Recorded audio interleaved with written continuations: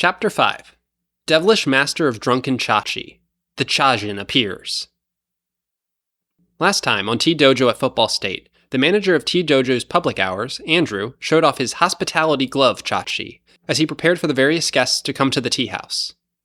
Damien even got in on the action, serving a man with distinct scars tea, as he just demanded for it to be brewed stronger. Marcus went to a Chanayu lesson, where he struggled greatly to maintain the seating for the ceremony. Both of the two powered through their adversity, with a little help from friends, and managed to both prove themselves as worthy tea practitioners.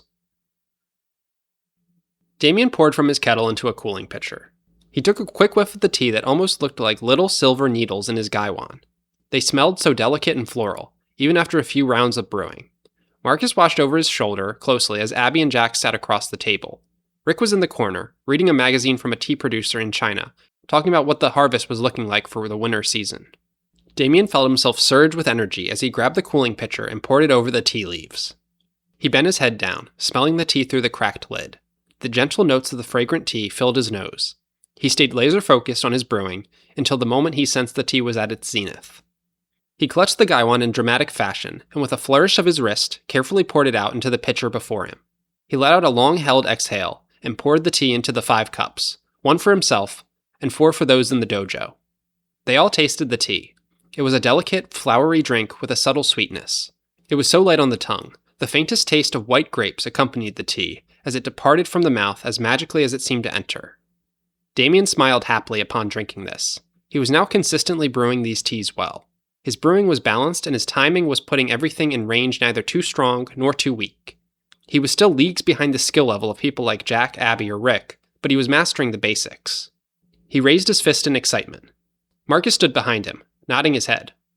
"You're getting there," Marcus said. "It's too bad that you can't attend any of the lectures and you've been stuck reviewing second-hand notes."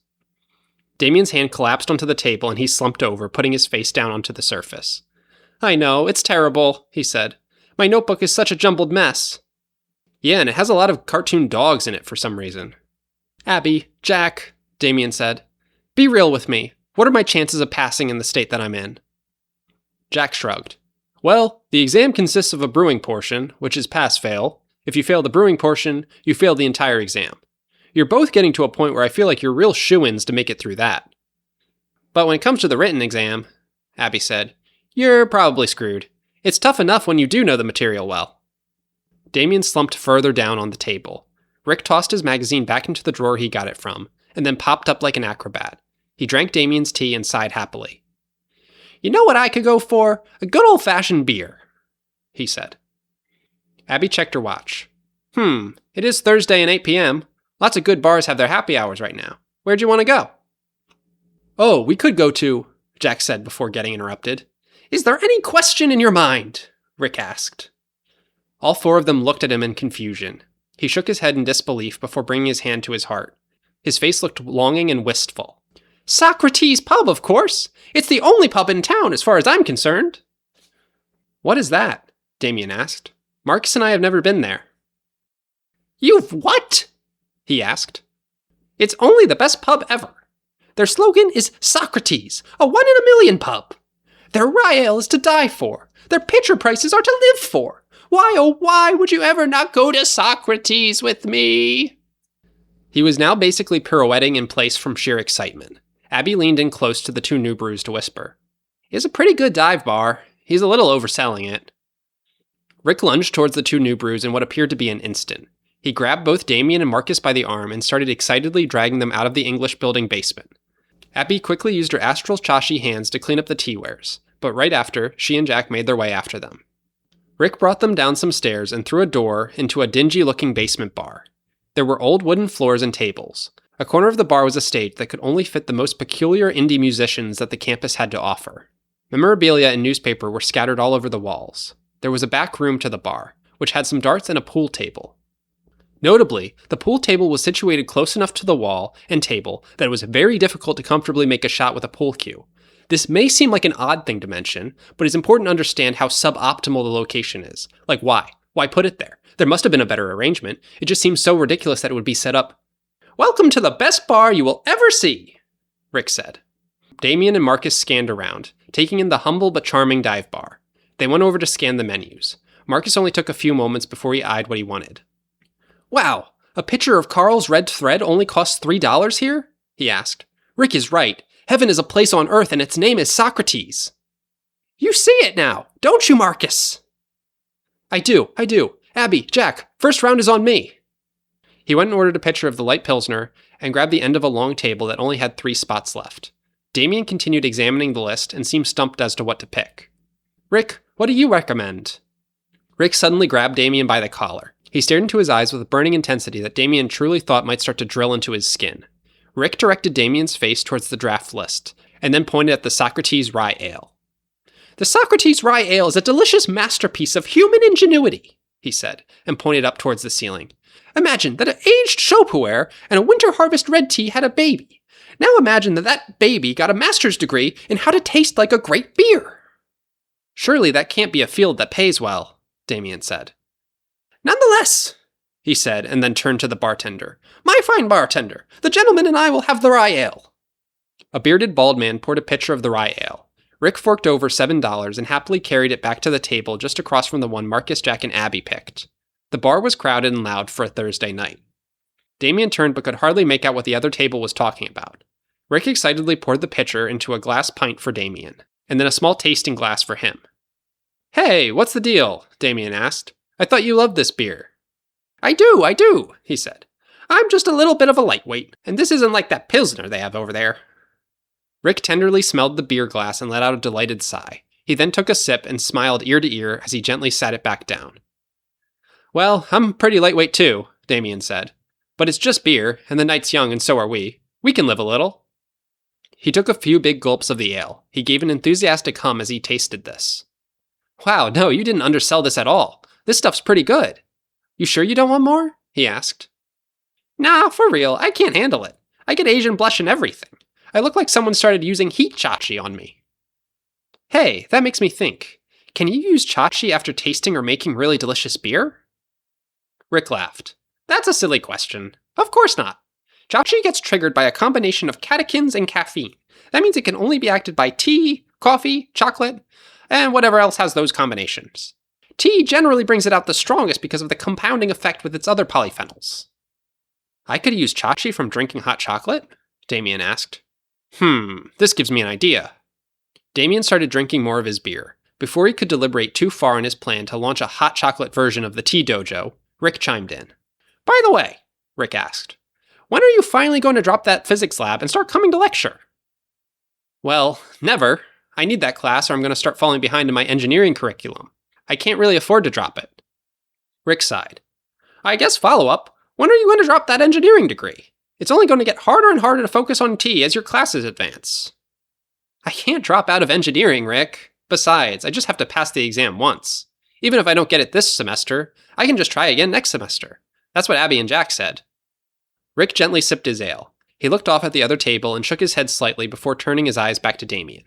You can, but once everyone passes, they'll start to go to advanced classes. They'll learn more about tea and more brewing techniques that will be off limits to you as a new brew. You'll fall behind. You won't make the most of your skills. He paused. Damien looked discouraged, but also seemed to not know what to say in response. Rick exhaled slowly. Listen, Damien, he said. I think you could have a knack for this. I hear good things about your tea, but I don't know if tea is something that you can do as a part-time endeavor. It seems like someday you'll be at a crossroads, and you'll have to pick between the two things you want. Do you want to be an engineer, or do you want to be a tea practitioner? I want to be both, Damien said. I will be both. I don't have to pick between the two. I'll put my whole heart and soul into making sure I can pursue both. Rick let a little air out of his nostrils. Damien felt a little small from the clear sign of disbelief. He felt the mood had suddenly become awkward, and tried to fill this perceived emptiness with beer. Before he knew it, he was through his first pint and refilling from the pitcher. Over at Abby, Jack, and Marcus's table, Marcus was swinging his legs happily as he tasted the lovely Pilsner on his tongue. Marcus felt like he could taste the additional money he saved on this happy hour deal, and it added to the simple flavor profile of the cheap beer. Rick was right. This is really a cool place. I like it a lot. It's a fun laid-back night kind of spot, Jack said. Ha, over here it is, Abby said. Let me back into the pool room and wait for me to start sharking some of these locals who think they're hot stuff. It'll get a whole lot laid back after that. Marcus chuckled. I'd say be careful not to start a fight, But I guess as long as you have your thermos on you, I bet you could win a fight even against the hardest biker with those Chachi astral fists. That's right, New Brew. I don't start fights I don't plan to win. Come now, Jack said. No fighting. If we had a conflict, I would just simply convince the aggressor to walk away with my Chachi power of suggestion. Marcus shook with excitement. Those powers are so cool. Damien and I have been talking about how cool some of the names are. He got a really good one. Premonition Chachi. Like a real-life Spidey sense. That's pretty good, Abby said. Come to think of it, what's your signature ability, Marcus? Marcus frowned. Jack quickly waved his arms. It's okay, don't worry, Marcus, Jack said. Marcus hasn't found his signature ability yet. It's nothing to worry about, though. I'm sure you will eventually. Don't be too sure about that, Abby said. What? What do you mean? Marcus said. Everyone has one, don't they? Rick has that illusion one, similar to that one lady, Nadine. Well, actually, Jack said, I didn't want to scare you, but very rarely some people never do develop a signature technique. Rick is an example of someone who never did. What? That can't be, though. I've seen him use his powers before, in the illusion dimension. You see, our signature Chachi powers aren't that signature. With the right level of study and practice, anyone can learn anyone else's abilities. Jack can even use a weaker version of my astral fists if he's ever in a pinch, Abby said. Jack chimed in. Yeah, Rick never developed his own abilities, so to make up for it, he became a master of copying other Chachi. In a way, it's like his own signature move, to copy and in some cases perfect the moves of others. Whoa, that's crazy, Marcus said. So you're saying there's still some hope for me even if I never develop one? Jack and Abby looked at each other timidly. Marcus's face dropped again. It's not out of the question, she said. Like, of course you can test into the dojo, no problem, but it would make you a bit of a liability if you weren't able to copy abilities as quickly as Rick. Yeah, Jack said. It's one thing for us to come to your rescue when you're a new brew. The dojo has a lot of enemies, though. If you can't fend for yourself, or for your own future new brews, it would pose a problem. Well, I'm a quick study. You don't have to worry about me, Marcus said. I'll pick up whatever new skills I need to. The fraught conversation came to a screeching halt for a moment. Then all their attention suddenly turned towards Damien as he stumbled and nearly face-planted near his table. Jack and Abby quickly hopped up and out of their seats. They each unsheathed their thermos, thinking the sudden collapse was an attack from an enemy. Rick waved his hands to say that there was no threat. It's all right, don't worry, he said. I guess Damien didn't quite explain how light his lightweight status was, and I let him kill most of that pitcher. No, I'm fine. I just need water. I can rally. Marcus frowned. Oh, you're really going to make me take care of him now? Don't fret, young Marcus, Rick said. We'll take him back to the dojo. I should be able to get him sobered up with some healing Chachi. Oh, Abby said. We can see if he's a drunken master, too. Come on, let's go. They finished up their beers and the group hurried their way back to the dojo. Abby skipped ahead with excitement, only slightly fueled by the faintest buzz she had from the Pilsner. By the time the other four had gotten there, she had just about finished setting up a box and cups for Damien. She shook with childlike enthusiasm at the end of the table. Drunken Master Damien, she said. Yeah, that has a good ring to it. What's she talking about? Marcus asked. We heard this story this one time about a tea master who was so dependent on alcohol that he even brewed better with it, Jack said. He had an unmatched style of brewing, and so much Chachi that an entire community he practiced in had to band together to expel him from the village. We could never find it in any credible sources, or even mythology, so we assumed someone just made it up at some point, and it wasn't real. Some stories are so powerful they become real, Jack, she said. Damien might be the reincarnation of this drunken master lost to history. Come on, Damien, go pick your gaiwan. Damien slightly stumbled over to the wall of gaiwans. Jack and Rick looked like they were ready to jump and grab him if he came close to damaging any of the priceless wares. Damien looked through each one. He struggled to remember if there was even anything in his notebook about which wares paired well with what. He thought about this when he suddenly heard a voice. Come, pick me and be free of your limitations. Damien looked around. He saw that no one at the table in the dojo was hearing the voice. Nothing had activated his premonition. He would have been able to sense if this had been Andrew communicating directly to him with hospitality glove Chachi. Confused, he tried to pinpoint the location of the message. His eyes drew towards the gaiwan with the intricate blue calligraphy and scenery. He had heard it called the demon gaiwan, but more to its unforgiving heat retention making it burn to the touch, not because of any actual evil spirit. Yes, you heard me right, the gaiwan spoke again. I can sense your feelings of unease, your anxiety, your insecurities. I can make them all go away. I can give you the power you need, the knowledge you need. Choose me, and you can explore engineering and tea simultaneously. Damien's eyes widened at this. He thought he really should not be taking shady deals from talking gaiwans. Despite this, he wondered what the harm could possibly be. It was a gaiwan. He had held many, of different sizes and temperatures. So what if this one talked and spoke to him of his doubts that he never really spoke out loud? If he could not handle something like this, he could never handle testing into the tea dojo. He picked the gaiwan and brought it back to the table. "Oh," Abby said. "Demon gaiwan. Someone get that healing chachi ready, because he's either going to unlock Drunken master status here and now, or he's going to burn his fingerprints off." Damien preheated his wares. He measured out his tea and put it in. He grabbed the kettle. In the presence of the gaiwan, his chachi started to surge in what looked like crashing waves to the observers. Jack and Rick looked to each other. Abby clenched her fists in excitement, as she thought she was discovering what she had long hoped to be true. Marcus seemed nervous, sensing something was off. Once Damien poured his hot water on the tea leaves, the ethereal energy swirling around him turned a crimson color. Damien's body contorted and convulsed. The others stared on in shock, before suddenly Damien grabbed the gaiwan. He tilted his face, and his eyes were bloodshot and vacant. Yes, at long last! Damien's body spoke, but the voice was wrong. Oh, I had been trapped in that gaiwan for so long! To think it took me that long to find a suitable vessel! Abby grabbed the kettle from in front of him. She went and pulled her Celadon gaiwan out. She pointed at Damien dramatically. "Who are you? What are you?" she asked. "Are you some kind of enemy using possession chachi?" Damien's evil eyes scanned her for a moment, as if taking her in for the first time. "What is this?" he said. "A stupid Laowai is practicing Gong Fu Cha? What has the world come to since I got sealed away?" He snickered. "To answer your question, though, I have forgotten my name over the years. Towards the end of my corporeal life, I simply called myself Chajin, tea person. My mastery of tea was my defining trait. To make things easy, you can call me Jin." "Well, Jin," Marcus said, "how about you do us all a favor and get out of my roommate's body? He's been a good roommate to me. He always kept most of his dirty laundry in a basket and not on a floor. No offense, but I don't know you well enough to be sure that you're not an all-on-the-floor type of guy." Jin examined his hands. He looked out the window to the outside. With how dark it was, he was able to glance at his reflection. He squeezed his hands tight, as if feeling out the body he was in.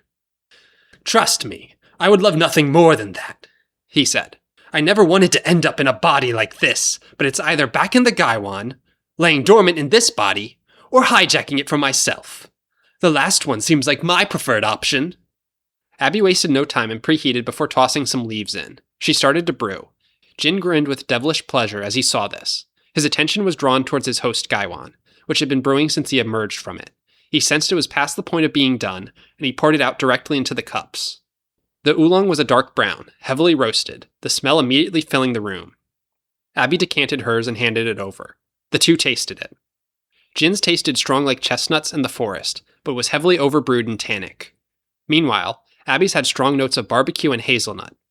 It went down smooth, and the taste stayed in the mouth long after it had been swallowed. Abby swung her fists at him, and her two astral hands appeared and started to wail on Damien's possessed body. He collapsed backwards, but sprung right back up, like a haunted jack-in-the-box. He said. "I take it back. I like the feist on this one. Unluckily for you, even when I lose, I win." He took a big swig of what remained of his teacup. Abby's face turned with incredulity. For a moment, she swore she had smelled bourbon in the air. There was no way she had, though. No one ordered that at the bar. She staggered back as the blood-red chachi, surging from Damien's puppet body, seemed to kick up another notch. A spectral visage of Jin's actual body appeared behind him. He seemed to maneuver his possessed body like his own now. He poured again on the tea, this time with a kind of finesse unrecognizable from Damien's motions. Abby countered. However, when the two clashed again, Abby lost out this time. She growled in frustration as the demonic energy swirling around Damien and Jin rebuffed her magic fists. She went to finish the rest of the tea so she could brew again. However, she coughed and gagged as her tea had suddenly been turned into an impossibly strong bourbon. "What? What is this?" she asked. "It's my signature ability, transmutation chachi. When you can't match me, I turn your tea into liquor. When I can't match you, mine turns into it. The difference is, I'm a drunken master, so my skills grow stronger with my BAC. Yours, on the other hand, grow dull." Abby glared in anger. She sighed, though, vision blurring as she stepped back from the table. I'm sorry to do this, but I might have to pass the baton. Jack nodded. No worries, I got it from here. Jack sat down and brewed. Marcus studied closely. In the chasm of skill between the new brews and the lineage heads, he had never really noticed the differences between the three of them, but Jack seemed to channel just a little more Chachi than Abby. The brewing concluded, and they exchanged tea. Jack had narrowly won out against him. The tea energy swirled in Jack's lungs as he uttered the words, Now, be a dear, and seal yourself away again. Jin's ghostly body behind Damien brought its hand to its head. He looked to be struggling greatly to resist the command. After a lot of growling and head shaking, he managed to rid himself of the suggestion Chachi. He drank the rest of his transmuted liquor and seemed to surge again. Damien held out his right hand, and a second gaiwan flew itself into it, as if summoned.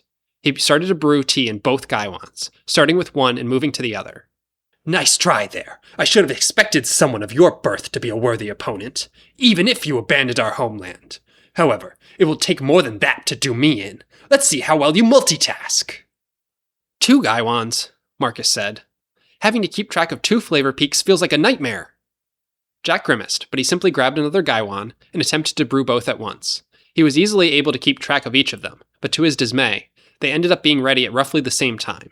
He scrambled, trying to pour one out, each at a time, but as a result, one of them came out stronger than the other. Damien, under demonic possession, had specifically brewed the new tea first, and spent more time on the second, and therefore greatly outclassed him on one of the teas. Jack swallowed the bourbon and gagged. His throat burned, and he knew as he went again that he had no hope. Rick stepped in. Jack turned to him. Are you sure about this? He asked. We both know what will happen. Maybe it needs to happen, he said. I promise to only do this in extraordinary circumstances anyway. Jin smiled in amusement as the new brewer took over. He and Rick clashed. By this point, Jin's Chachi was like a firestorm, consuming the whole corner of the room he and Damien were in. Rick's energy flared, nearly equally as bright, but even Marcus could tell it was not enough. They clashed, and Jin turned Rick's tea into liquor. Nice try, he said. You're not even remotely strong enough to face me. Ha ha ha ha! Abby clenched her fist and stared as the strongest of them all could not even land a single win against the demon possessing Damien. Jin wildly cackled, his ghostly apparition behind Damien seeming nearly unable to stand up straight from the manic laughter. After a moment, there was silence, and then suddenly, Marcus stepped forward. Take me instead, he said. Pardon? Jin asked. I'm not sure I understand. You need to possess someone to manifest yourself, isn't that right? In that case, I'd rather have you take over me instead. Damien doesn't deserve something like that. Jin stared, perplexed at this proposition. Before he could even answer, though, a booming voice raised out. Ho ho ho! It's been a little under a year since I heard such selfless words as those. Do you remember, Jack? All of them turned towards Rick. As he had mentioned before, his face grew bright red from the alcohol he had taken in.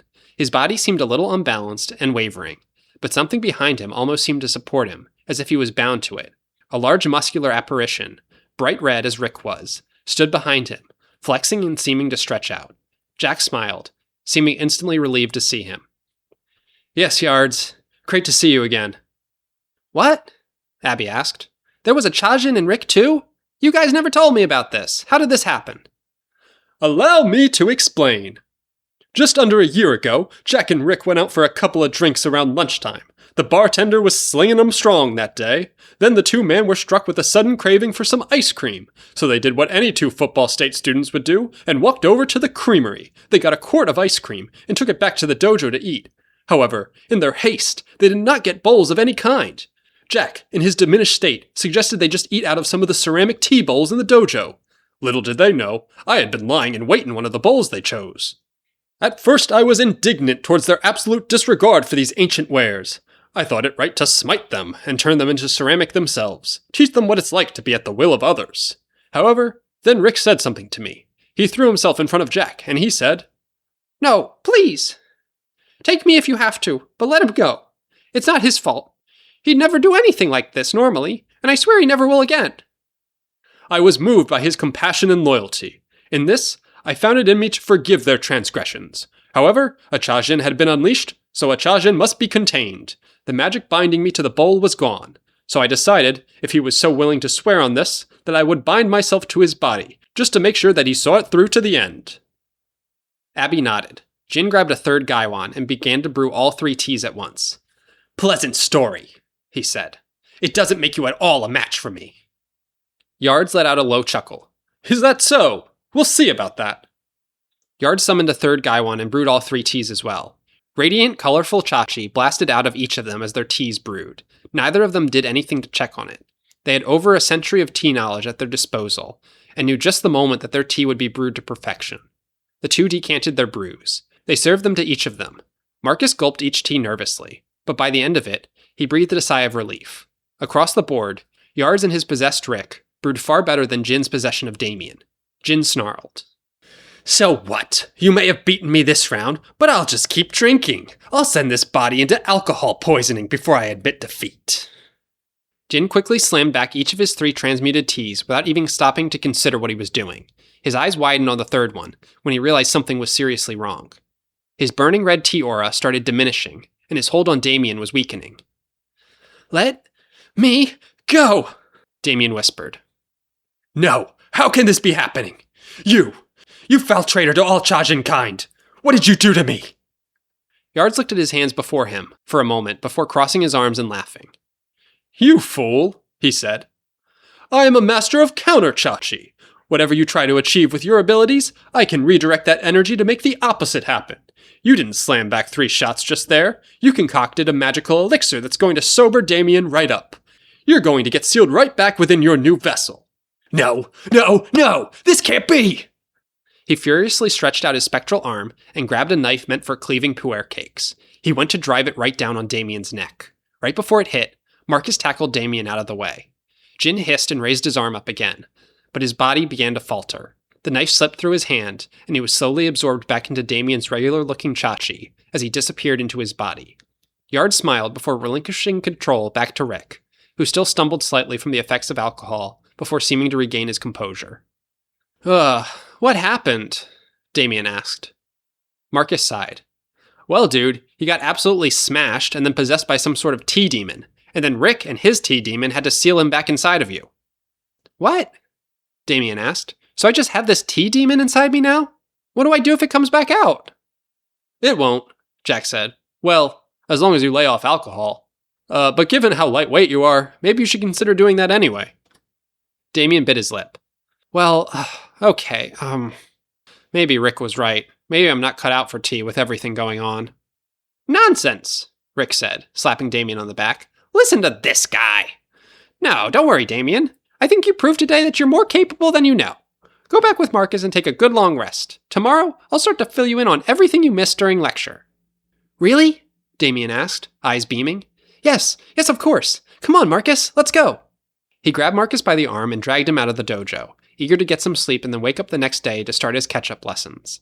Rick gently smiled as the 2 fumbled their way through the doorway and up the stairs. His smile hardly faltered as he turned to see Abby and Jack, giving him 2 disapproving looks. "Are you sure that's a good idea?" Jack asked. "You know the Chajin will get stronger the stronger Damien gets." "Better to have him under our supervision then," Rick said. "Besides, maybe someday we'll be able to tame him and use him like we can use Yards." Abby suddenly pushed Rick into the wall of the dojo with one of her astral hands. "He's my new brew. I don't want you talking about him like he's some kind of pawn in your big game." Rick stood against the wall for a moment. His body seemed to twitch for just the slightest second. Slowly, a dark red chachi began to almost leak out of him, as if he could not contain it. He slowly brought his head up to look Abby in the eyes. Jack and Abby trembled and stepped backwards, seeing a kind of pure rage in his eyes that they had never seen before. "I don't remember when you were made the one to call the shots around here." Thank you so much for listening to this chapter of T-Dojo at Football State. If you enjoyed, please rate the podcast, give it a like on YouTube, or share with someone else you think might also enjoy.